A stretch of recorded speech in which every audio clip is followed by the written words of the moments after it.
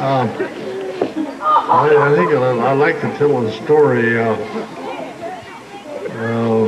one of our trip up in the Prince William Sound was Fred Bear, Bilderback, and the Valiant Maid. We'd been hunting for several days and we'd been through several storms. Bilderback packed the Valiant Maid in a little cold. We started glassing the beaches, and Bilderback knew where there was a salmon run. And there were some bears on it. Black bears were up the beachways, and brown bears. There was a couple brown bears in digging salmon out of the stream. And so we went over there, and Fred finally shot a brown bear. That was in the pictures in my book, and this story is not in the book. It's a little sensitive because of the eagles involved. You know, the eagles in Alaska at that time were protected, and they were supposed to be endangered species.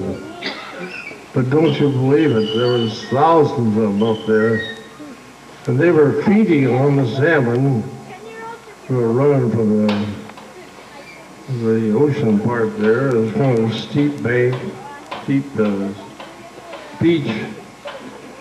And Fred finally shot at a brown bear, and one of the brown bears went up a creek.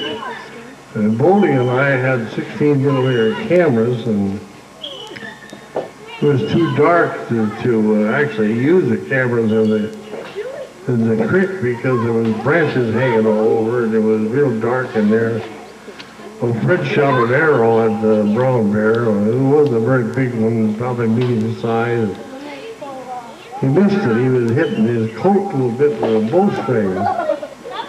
Well, he went up there, and he'd been shooting the old stuff along the beach, you know, and he only had a couple arrows in his bow quiver.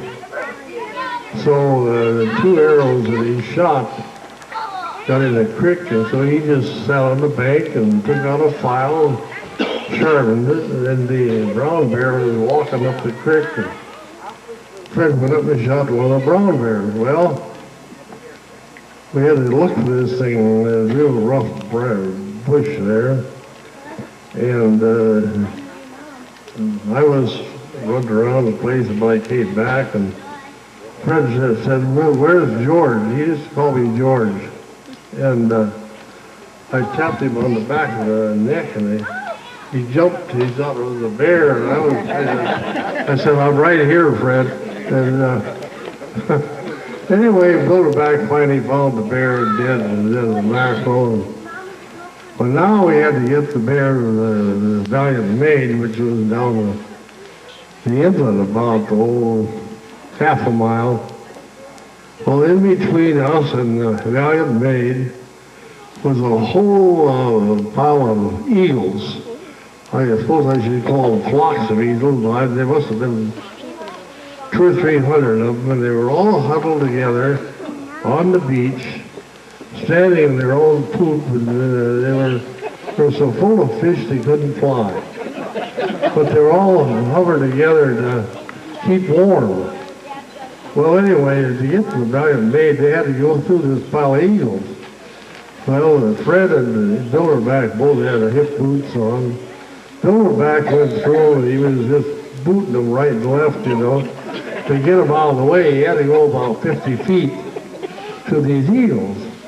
Well, Fred was a little bit more discreet, you know, the whole thing. He didn't want to hurt any of them. So he took his bow. I don't know if anybody got a recurve, but here, but anyhow. He took his recurve, and he was going like this with a recurve bow, kind of separating the eagles so you get through, you know. Well, one of these eagles saw fit to stick his head between the string and the bow, and it looked like he was a brush button, see? Anyway, well, Fred didn't know what to do now. The eagle's pulling this way, and he's pulling this way. The eagle's got his neck stuck in this thing here. So It was a pretty hilarious situation. Dick and I had put the cameras away. We weren't even taking pictures because we were one of those going on, so we went over there. And finally, Fred, he had his bow quiver on there full of arrows and stuff, you know, and he was... So finally, he just grabbed the bow with his hand and lifted the whole works up, eagle and everything, pulled the strings so the head of the eagle would fall out on the ground, you know. Well, the eagle fell out, and the birds were all squawking, yelling and stuff, and this bird was being looked pretty sad, you know. It was on its back, and the feet sticking up in the air, and so Fred, in desperation, he just reached down and put his fingers on the breast a little bit and squeezed it a couple times, and the eagle started kicking his feet, and got up and walked over to the edge of the whole bunch there and ran down the beach, put his wings out. He was soaring, you know. He was trying to get up those steam to fly and get out of there. And then he went down the beach and he didn't make it. He flopped in the water. Tide was coming in. Fred was concerned about it. Went down there, fished him out with his bow.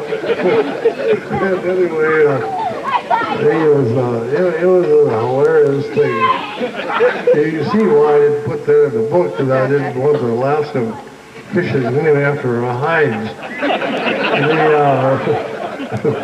I have to tell you that Bill Brown, when he checked in his animals up there, he was up there, and he picked the feather up somewhere, the eagle feather, stuck in his hat. Well, he checked in his animals, so Fish and Wildlife came up there. They said, I see you got an eagle in your hat. Yeah, Bill Brown explained where he got it, and he went talking about things. And he went back to the hotel to stay the night, and they was going out the next morning. Well, he got on the airplane. He was met by a U.S. Marshal at the gate. Marshal took his hat off, took the feather out, and put it back on his head again. And that's how sensitive they are about those eagles up there. So it was a hilarious situation the whole way around.